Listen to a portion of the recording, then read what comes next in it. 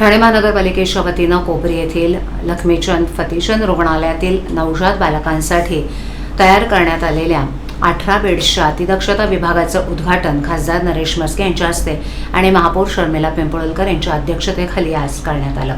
यावेळेला उपमहापौर कृष्णा पाटील, सभागृह नेते हनुमंत जगदाळे, ज्येष्ठ नगरसेवक राम रेपाळे, स्थानिक नगरसेवक भरत चव्हाण, नगरसेविका मालती पाटील, नम्रता बमनानी, उपायुक्त मनीष जोशी, मुख्य वैद्यकीय आरोग्य अधिकारी डॉक्टर प्रसाद पाटील, आरोग्य अधिकारी डॉक्टर राणी शिंदे, डॉक्टर दायगुडे, डॉक्टर समिधा गोरे यांच्यासह स्थानिक नागरिक मोठ्या संख्येनं उपस्थित होते।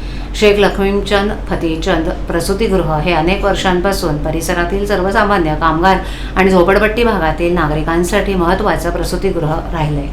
स्थानिक लोकप्रतिनिधींनी सातत्यानं पाठपुरावा करून या रुग्णालयाच्या विकासासाठी प्रयत्न केले।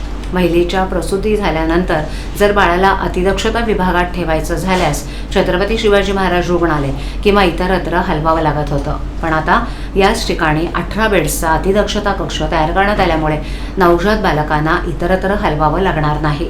आजपासून अत्याधुनिक नवजात शिशु दक्षता विभाग नागरिकांच्या सेवेत दाखल झाला असल्याचं खासदार नरेश म्हस्के यांनी नमूद केलं। कोविड काळात ठाणे महापालिकेच्या आरोग्य यंत्रणेनं अत्यंत प्रतिकूल परिस्थितीत काम केलं।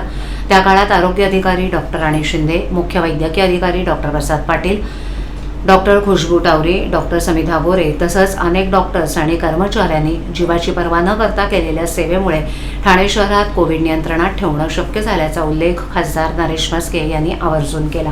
त्यांच्या कार्याचं विशेष कौतुक करताना भविष्यातही नागरिकांना 24 तास दर्जेदार आरोग्य सेवा उपलब्ध करून देण्याचं आवाहन त्यांनी वैद्यकीय अधिकाऱ्यांना केलं।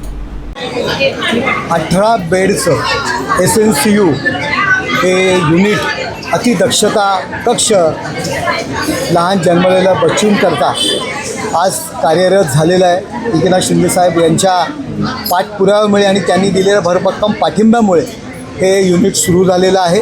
खूप चांगली सेवा उपलब्ध करून दिलेली आहे।